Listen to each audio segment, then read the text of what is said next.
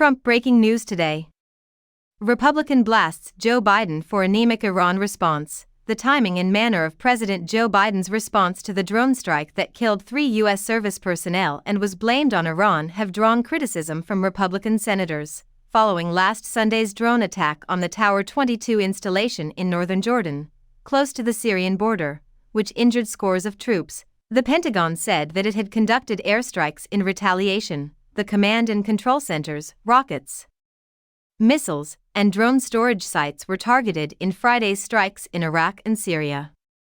According to the U.S. military, they also targeted sites involved in the logistics and munition supply chain that were linked to the Quds Force of the Islamic Revolutionary Guards Corps, IRGC, and other related entities in Tehran. There had been demands for Biden to respond, and 2 days later, the president said, without going into detail, that he had decided on a response. On Saturday, Newsweek reached out to the White House to request a statement, but Republican Senator Tom Cotton contrasted the Biden administration's reaction to Iran's aggressive behavior to that of past Republican presidents and harshly criticized it.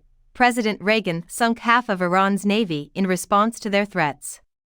On Friday, the senator from Arkansas made a post on X claiming that President Trump was responsible for the death of IRGC leader Qasem Soleimani, a reference to the 2020 assassination. Cotton further stated that President Biden's lackluster reaction to Iran's attacks, along with the tens of billions of dollars in support, has only served to strengthen the Ayatollah's. One Republican senator from Mississippi, Roger Wicker, said on X that the Obama administration spent nearly a week foolishly telegraphing U.S. intentions to our adversaries.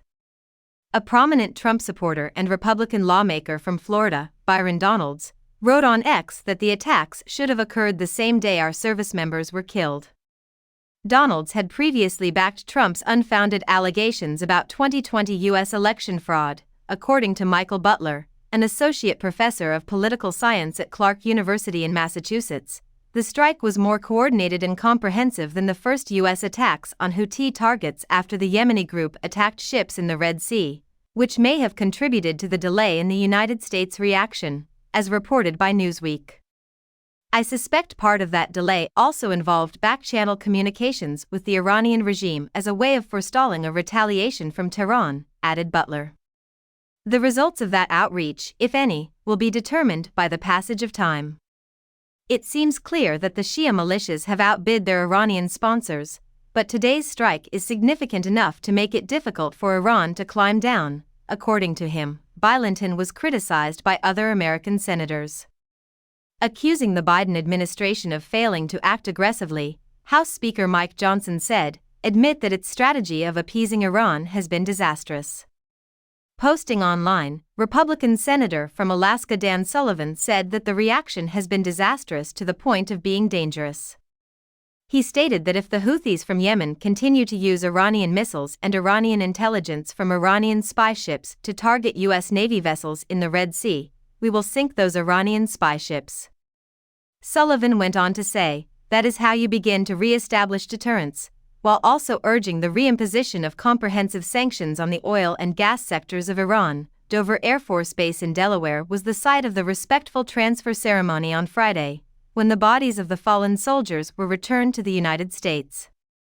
Biden was in attendance. The strikes that took place on the same day marked the beginning of a multi-pronged reaction to militias backed by Iran, according to American officials. The Washington-based think tank Defense Priorities, which advocates for American foreign policy prudence, has Daniel DePetris as a fellow.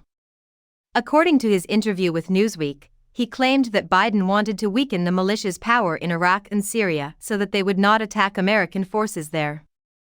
According to DePetris, this strategy was unlikely to succeed.